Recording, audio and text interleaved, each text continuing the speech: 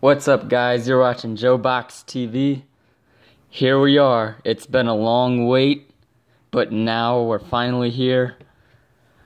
Oscar De La Hoya made us wait 2 years because the fight needed to marinate and the fight needed more time to build up, and that aggravated many fans, including myself. But at least now we've got it. And let me say, I've flip-flopped on my prediction for a long time now. I've been back and forth with it. But now's the time. Now the time has now come for me to make my official prediction. And this is how I break it down.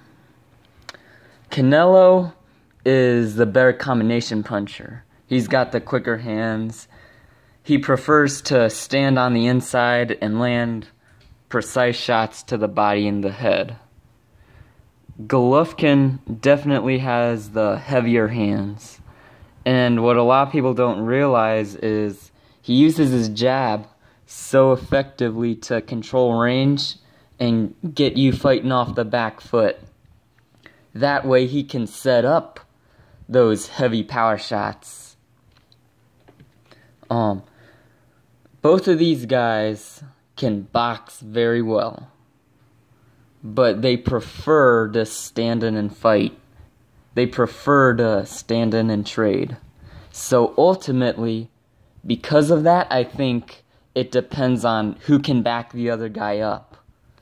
And I just can't picture Canelo backing up Golovkin. I think Golovkin backs Canelo up, and he's going to do it with that ramrod jab that he uses so effectively. Now, I've always been critical of CompuBox, but it generally gives you an idea of what's going on. And according to CompuBox, Golovkin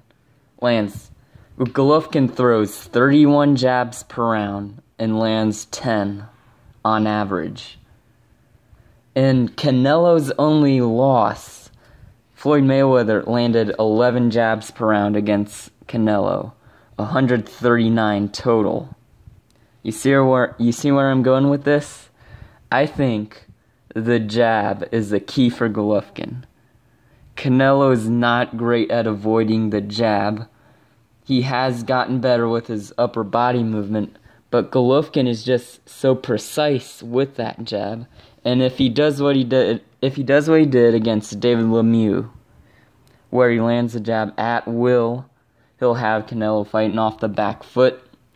That's going to allow Golovkin to use his advantages and power, because Canelo is going to be going backwards, and that way Golovkin gets to dictate the territory. He's the ring general. And I don't see Canelo knocking out Golovkin. I honestly don't think Canelo is as big a puncher as David Lemieux, or maybe even, he might not even be as big a puncher as Danny Jacobs. Canelo is 8 years younger than Golovkin, and Golovkin has shown some signs of slowing down in his past couple fights against Kell Brook and Danny Jacobs. But with that being said, Canelo has to fight like the younger fighter.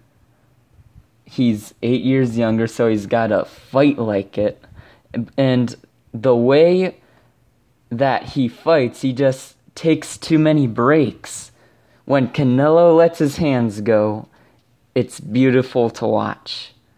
He just takes too many breaks in between those flurries.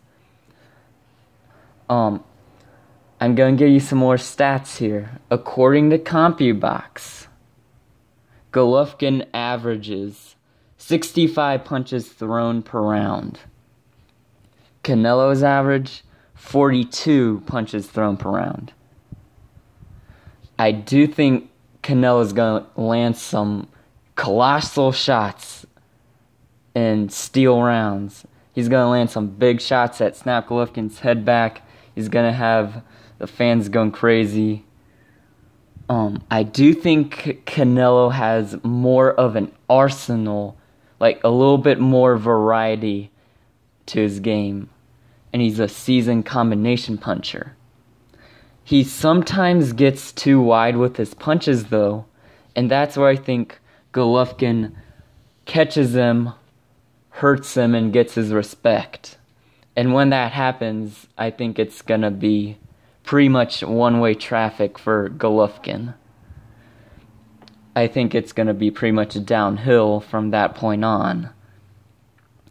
I know a lot of people are insisting that this fight will not go the distance.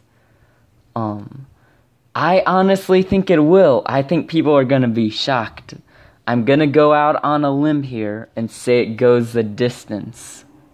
I really think Golovkin hurts Canelo a few times, puts some serious hurt on him, but I think Canelo will be, his head movement will allow him to avoid enough shots to last the distance, and I think he'll land enough shots in return to keep Golovkin from just walking right through him.